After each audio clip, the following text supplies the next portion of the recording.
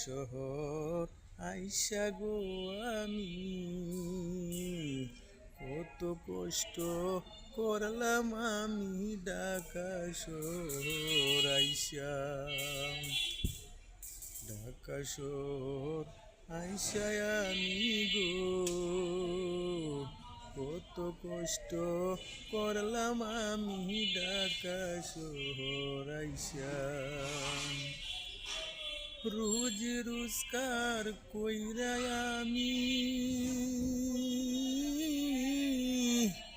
লইয়া যাইব বাড়িতে রোজ রোজগার কইরা আমি খাওয়াইব বিবি সন্তান রে